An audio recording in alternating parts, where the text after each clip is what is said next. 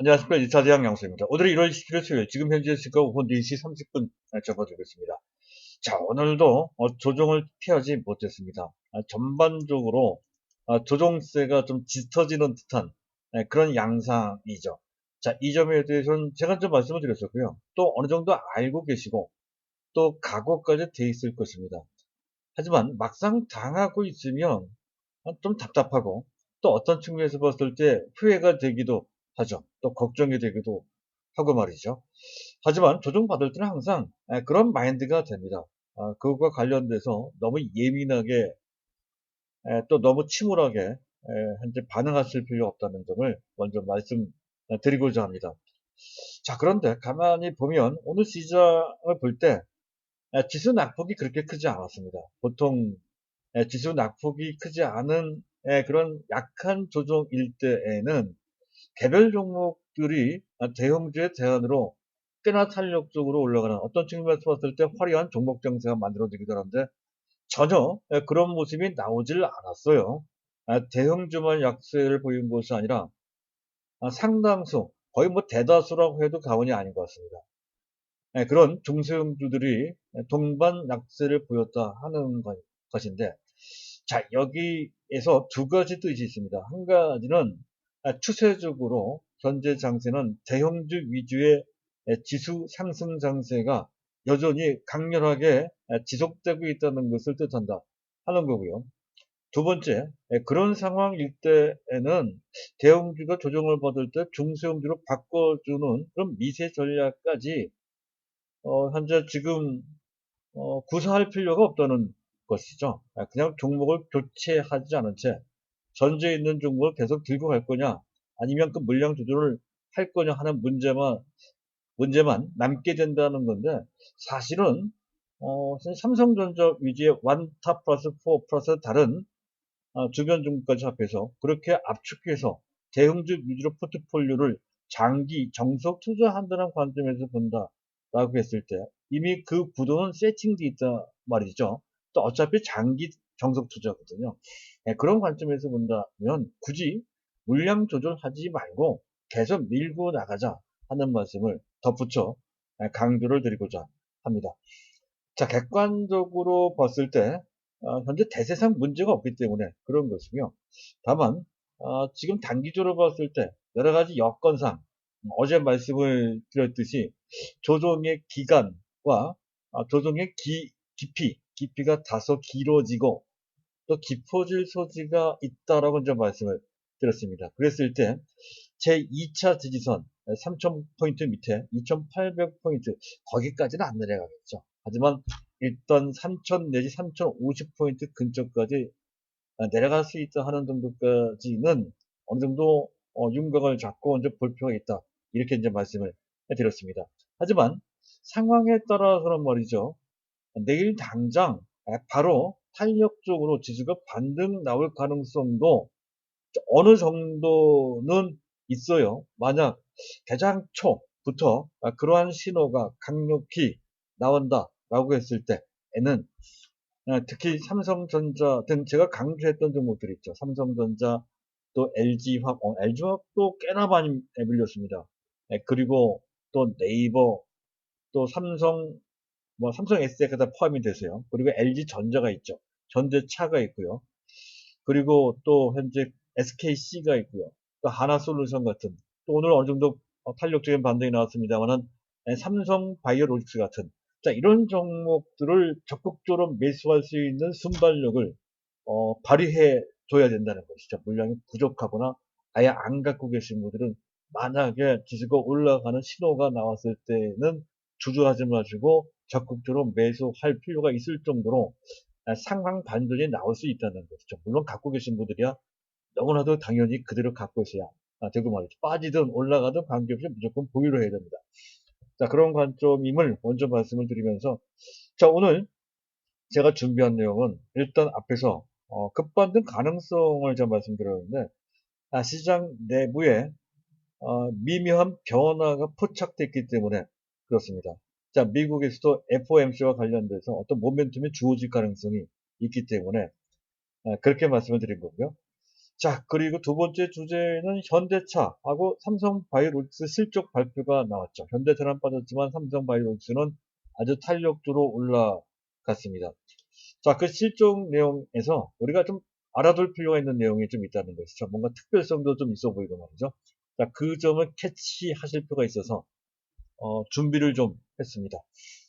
자, 일단 먼저 순서에 따라 말씀을 드릴 건데 그 전에 안내 말씀드릴 겁니다. 제가 말씀드리고 있는 내용과 관련하여 또는 보유하고 계신 어떤 특정 종목이나 시장 전략과 관련된 문의사항이 있을 때에는 현재 보고 계신 화면에 우상단의 문의사항 연락처 010-2420-0553으로 연락을 주시면 되겠습니다.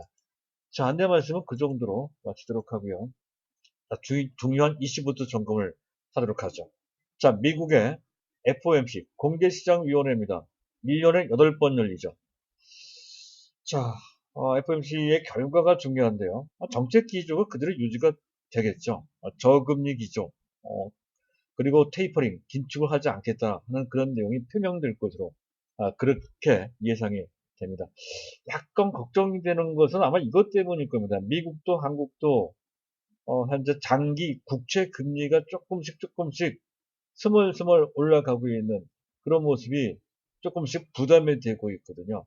그래서 일각에서는 계속해서 테이퍼링, 즉 긴축을 할 수도 있다라고 하는 얘기가 나오고 있고요. 우리 증시에도 직간접적으로 영향을 주고 있는 것으로 판단이 됩니다. 하지만 긴축은 당분간 거의 하지 않는다 하는 관점을 보시면 되고 실제로도 S&P에서는 3년간 금리 동결이 될 것이다 라고 깨끗하게 결론을 좀 내줬습니다.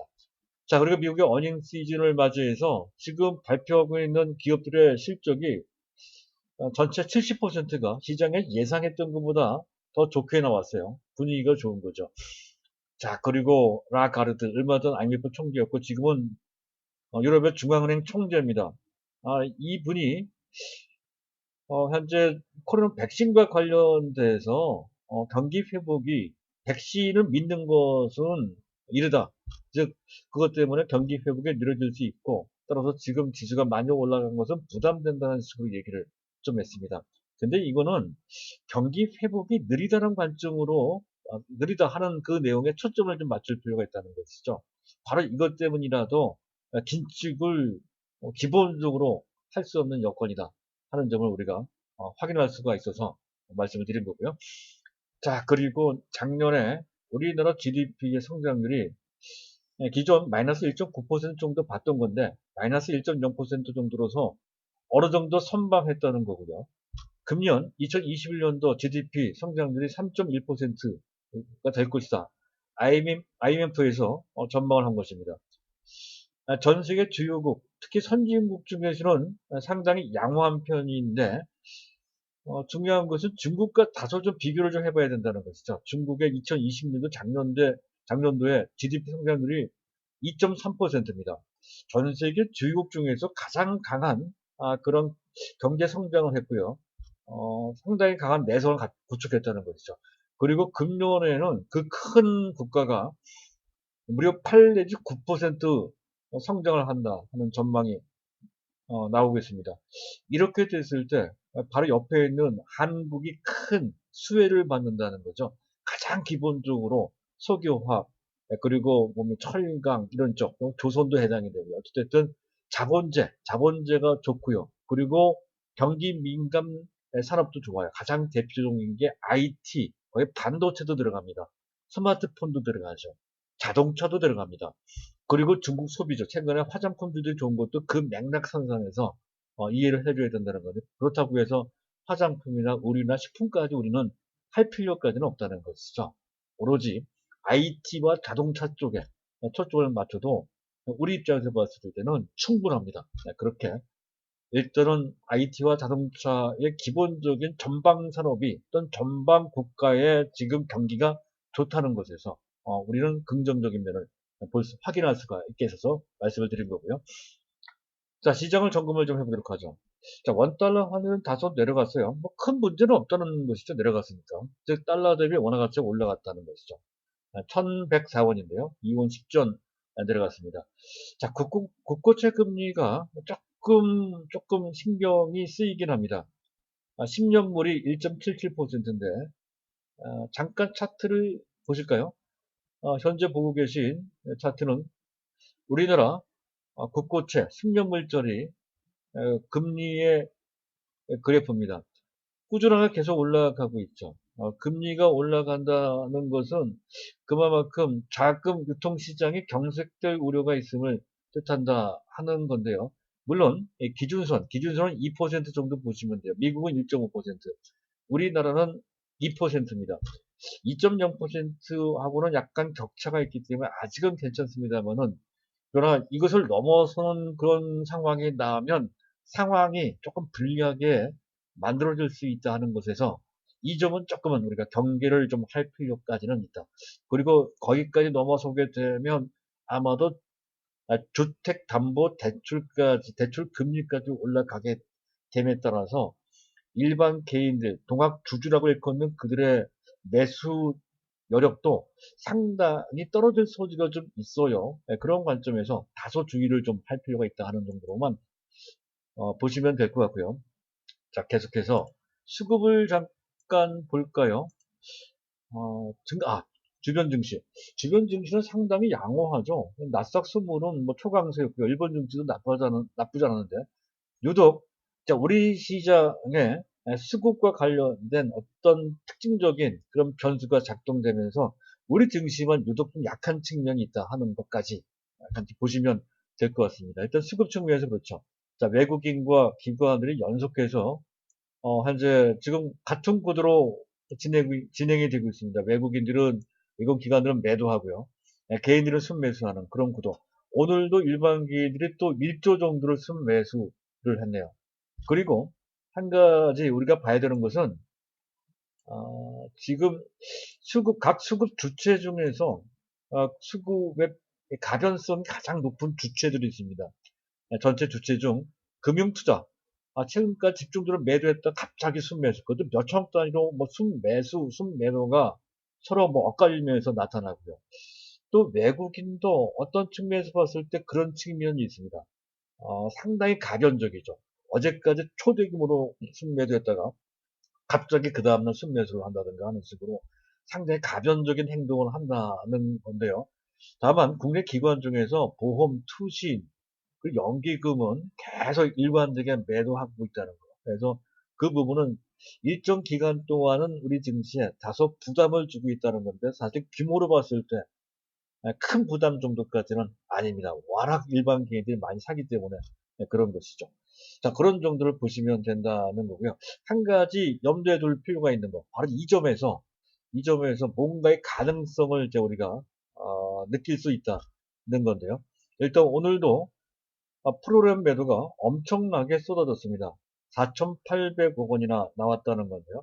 잠깐 차트를 한번 보시기 바랍니다. 현재 보고 계신 화면에 왼쪽 하단에 보면은 좀 작게 나와서 좀 크게 한번 만들어 볼까요? 이렇게 크게 보시면 현재 지금 최근 1월달 들어서 계속해서 외국인들이 아래쪽으로 내려가는 꺾은 섬 막대 그래프가 보여주듯이 초대규모로 프로그램 매도를 하고 있는 것을 알 수 있습니다. 대부분 비차익 위주의 외국인 매도라고 봐도 과언이 아닌 것 같은데, 최근에 일반 금융투자권의 기관들도 프로그램 매도를 좀 많이 해서 조금 더 막대 그래프가 커진 것 같습니다. 자, 그들이 매도했던 규모가 금년 들어서 무려 7조 3천억. 자, 오늘까지 합치면 거의 8조가 되는 것 같습니다. 8조 정도를 매도했다는 건데, 제가 왜 이 말씀을 드리냐면, 프로그램 매매는 그것이 차익이든 비차익이든 그 성질상 펀더멘탈과 관련해서 매도한 것이 아닌 시장 상황에 맞춰서 단기적으로 수급 조절을 한 그런 기계적인 매매이기 때문에 그렇습니다. 상황에 따라서 언제든지 급변할 수 있는, 그 포지션이 바뀔 수 있는 가변성이 아주 심한 그러한 분야가 바로 프로그램 매매라는 것이죠. 따라서 지금 현재 금년에서만 특별히 시장이 나쁘지도 않은데도 불구하고 프로그램 매도가 8조씩 나왔다라고 하는 것은 환매수 입장에서 상당한 압박을 받고 있는 것이다. 이렇게 이제 볼 수 있다는 그런 것이죠. 자, 그래서 FOMC 얘기를 제가 앞에서 했잖아요. FOMC와 관련돼서 현재 지금 제롬 파월 의장이 확실한 메시지를 주고 그렇게 되면 미국 증시 한 단계 더 올라갈 소지가 높아지고 그렇게 되면 그때에 맞춰서 외국인들이 프로그램 매매의 포지션을 바꿔서 환매수, 대거 환매수죠. 현재 누적 매도수가 금년에만 8조가 쌓여있단 말이죠. 그 중에 상당 부분이 환매수될 가능성이 지금 상당히 커져 있는 상태라는 것이죠. 더 이상 늘면은 나중에 진짜 지수가 많이 올라갔을 때 상당한 뭡니까 어떤 손실이 발생될 소지도 있기 때문에 이 정도 수준에서 막을 소지도 상당히 있죠.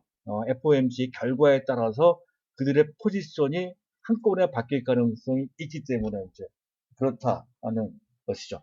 조금 더 시장을 보도록 하죠. 자, 그리고 그렇게 된다고 했을 때 만약에 그런 식으로 한 가지 더 봐야 되겠네요. 한 가지 더 의미가 있는 변화라고 한다면 베이시스인데요. 사실은 어제 이상하게도 베이시스가 평균적인 베이시스 수준인 마이너스 0.3 내지 마이너스 0.5 정도가 아닌 갑작스럽게 마이너스 2 뭐 그 정도 장중에 더 내려가기도 했던 것과 오늘은 그런 불안한 베이시스가 많이 축소가 됐습니다. 정상화된 것까지는 아니지만 그래도 많이 축소됐던 것, 특별히 호재가 있었던 것도 아닌데 역베이시스가 많이 축소됐다는 것에서 일말의 단초가 느껴진다는 것이죠. 그래서 만약에 이게 0에 근접을 하게 되면 또는 0을 넘어서 플러스가 나온다라고 했을 때는 대규모로 프로그램 매수를 통한 외국인 매수가 들어온다. 여기에 금융투자도 아마 합류할 소지가 상당히 높아요. 이미 금융투자는 눈치를 챈 듯 오늘 순매수했어요. 네, 그런 측면이 있어요. 그래서 내일 아마 뜨지 않을까 싶은 기대를 해볼 수 있다는 것이 만약 그런 식으로 베이시스가 축소되고요. 네, 그리고 외국인이 비차익 위주로 프로그램 매수를 하고 거기에 금융투자가 합류하는 그런 모양새를 대장 초부터 보인다라고 했을 때에는 그것을 바로 포착하시고 만약에 그때 물량이 좀 부족하거나 아예 안 갖고 계신 분들은 당연히 시가총액 1, 2, 3위. 자, 우리는 1위 삼성전자, 2위는 하이닉스는 삼성전자 중복이니까 하이닉스 빼고요. 3위가 LG화학이죠. 이런 종목들을 안 갖고 그러니까 물량이 부족하신 분들은 적극적으로 담아두실 찬스가 된다는 거죠. 갖고 계신 분들은 뭐 그대로 갖고 계시면 되고 말이죠. 그런 관점으로 설명을 드리고자 하는 것이고요. 자, 그리고 이제 오늘 두 번째 주제입니다. 삼성, 뭡니까? 차트를 올려놓고 말씀드리는 게 좋을 것 같네요. 현대차, 현대차의 실적 차트를 올려놓고 오늘 좀 빠졌죠. 뭐 사실 뭐 현대차만 빠진 것은 아닙니다.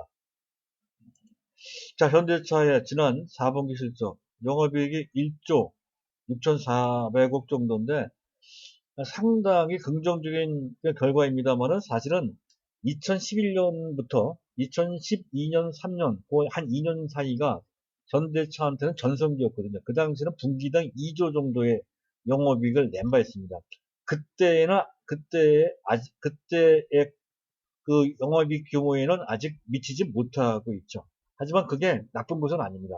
그만큼 현대차가 더 올라갈 고지가 있다라고 보시면 되고요. 작년 대비 40.9% 영업이익이 신장했다는 것과 영업이익률인데 OPM, 영업이익률 이게 5.6%.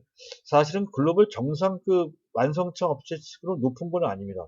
하지만 그전 4% 이하로 떨어졌을 때보다 상당히 많이 개선됐고 현재 SUV나 또는 제네시스 같은 고급 세단차 위주로 지금 제품 믹스가 바뀌고 있단 말이죠.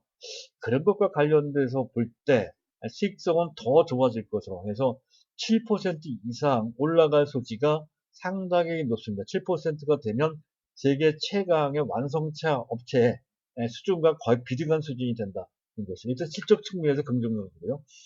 중요한 것은 전기차입니다. 전기차. 금년에 자, 아이오닉 5를 중심으로 해서 16만 대, 이제 출범한 지 얼마 안 됐기 때문에 16만 대라 하더라도 대단한 겁니다.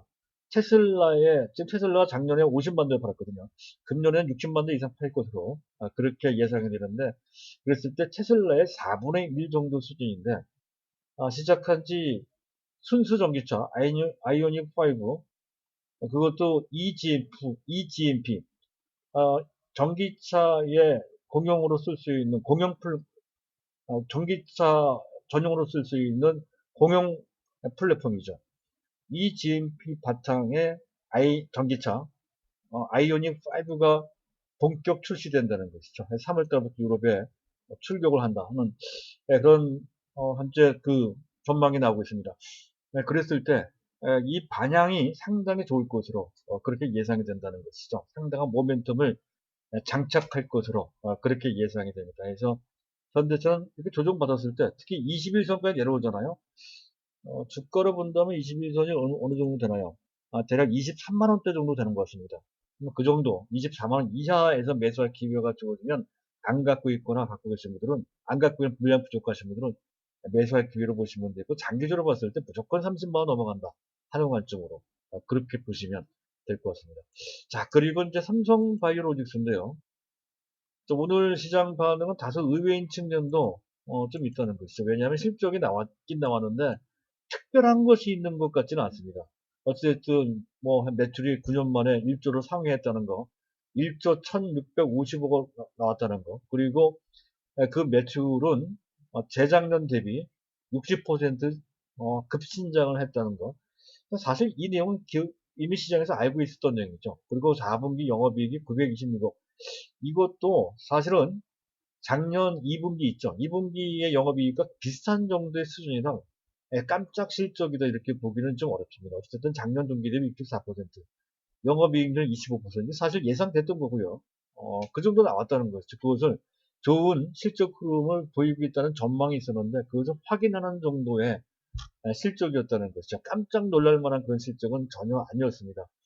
그리고 작년도 한 해 수주 건수, 수주 실적이 1조 8,900억 정도인데 이것도 작년 3분기 정도에 이미 세팅이 되어 있는 상태입니다. 4분기 때는 거의 안 나온 상태죠. 다 알고 있었던 내용이죠. 누적 수주 건수 47건, 이것도 거의 3개월 동안 늘지 않고 있는 이런 정도 수준이었습니다. 그리고 제 4공장 얘기도 그 전에 있었던 얘기죠. 4공장 25만 6천 리터짜리입니다. 세계 최대의 뭡니까? CMO 공장이라는 것이죠. 이거는 2023년도 내후년에 이제 완공된다는 건데, 이거는 제가 말씀을 드렸었죠. 지금은 아주 완공되기 전 한참 전이기 때문에 그와 관련된 선수주를 받지 않고 있습니다. 그런데 빠르면 금년 연말 내지 내년부터 이제 본격적으로 받게 된다는 건데, 그때부터 현재 삼성바이오로직스가 부각되는 수준이 나올 것이다 봤던 건데 생각보다 이른 시점에서 나오고 있습니다. 자, 그리고 약간 특이할 만한 것은 오늘 뭐 유틸렉스나 기타 등등 CDO, 어떤 특정 파이프라인을 개발까지 해주고 임상 시험까지 해주는 그 절차를 밟아주는 현재 그 사업을 CDO 내지 CDMO라고 합니다. 자, 그 CDO래, 그 유틸렉스가 개발한 PL, 파이프라인을 CDO하는 그 대상인 그 파이프라인이 국내 식약처에서 임상 1, 2상 승인을 받았다는 건데, 현재 차근차근 그 CDO의 효과가 나오고 있다는 측면에서 의미가 있다는 건데, 사실 규모가 크지 않기 때문에 그 의미를 크게 현재 부여할 수는 없죠. 다만 그렇게 됨을 긍정적으로 보는 측면으로 그렇게 해석할 수 있는 정도가 되는데, 일단 시장 반응은 상당히 좋았습니다. 시장 반응 상당히 좋았는데 아마도 지수가 좀 막혀 있고 시장에 대안이 부재했기 때문에 그 반사 이익을 좀 받은 측면이 있다는 건데, 여기서 두 가지만 제가 더 말씀드리고 끝낼까 합니다. 일단 셀트리온과 비교해 봤을 때 장기적으로 본다면 셀트리온 같은 경우는 특히 바이오 시밀러와 관련돼서 그 시장을 대척하고 시장을 선점한 그 효과는 상당 동안 유효하다. 아마도 금년 넘어 내년까지 그 실적은 고공행진을 할 것이다 라고 하는 것은 긍정적입니다. 하지만 저는 바이오를 할 때 적어도 3년 내지 5년 앞을 보고 하자고 말씀드렸습니다. 3년 앞, 3년 후, 5년 후로 봤을 때는 바이오 시밀러가 더 이상 블루 오션이 아닌 현재 레드 오션이 될 소지, 경쟁이 심화될 우려가 좀 있다는 것이죠. 그래서 셀트리온은 장기적 관점에서 봤을 때 다소 좀 걱정이 되는 측면이 좀 있습니다. 반면에 삼성 바이오로직스는 실적 측면에서 봤을 때 아직은 셀트리온의 절반 수준에 못 미치고 있습니다만은 향후 발전 방향으로 봤을 때 또 그 배경에는 삼성그룹이 있다는 것도 물어봤을 때 장래가 더 촉망받는다 하는 그런 관점이 있다는 것이고요. 그래서 장기적 관점에서 봤을 때 둘 중에 하나를 고른다라고 했을 때는 삼성 바이오로직스가 훨씬 낫다 이런 관점이고요. 두 번째, 이게 더 실질적으로 더 의미가 있다 판단되는 것이 가만히 보면 삼성 바이오로직스는 그 신약의 파이프라인의 설계를 받아서 그 설계대로 신약을 그 바이오 의약품을 만들어주는 사업, 이른바 CMO 사업을 하고 있고, 더 나아가서 그 파이프라인을 좀 더 나은 신약으로 좋은 단계를 개발을 해주거나 또 임상 절차까지 밟아주는 CDO 내지 CDMO 사업까지 하고 있거든요. 자, 그러한 사업 모델은 마치 반도체 설계를 받아서 그 반도체 설계대로 그 반도체를 생산을 해주는 파운드리와 상당히 닮아 있죠. 상당히 닮아 있고 그 시장은 시간이 갈수록 지금에 이르러서 보니까 TSMC, 대만의 TSMC가 전 세계 시장 점유율 56%를 차지할 만큼 장악을 해버렸고 그 바람에 삼성전자보다 오히려 시가총액이 높아요. 그런 것을 우리가 느낄 수 있다는 거죠. 즉 바이오 신약과 관련돼서는 그 분야에서 삼성 바이오로직스가 장래 바이오의 그 TSMC가 될 소지가 상당히 높다. 이런 관점으로. 따라서 지금 현재 출발한 미약 하나 나중에 그 열매는 엄청나게 커질 소지가 있다. 바이오 업계의 TSMC다. 반도체에 TSMC가 있다고 한다면 제약, 신약과 관련된 신약 분야의 TSMC는 바로 삼성바이오로직스 이런 관점을 보실 필요가 있다는 것이죠. 그렇다고 한다면 단기적인 성과에 너무 민감하게 반응할 필요 없고 또 오늘 많이 올라갔다고 해서 또 특별히 의미를 부여할 필요 없습니다. 장기적 관점에서 이 종목은 무조건 좋다 이런 관점으로 보시기 바란다는 말씀으로 오늘 내용을 모두 마치도록 하겠습니다. 감사합니다.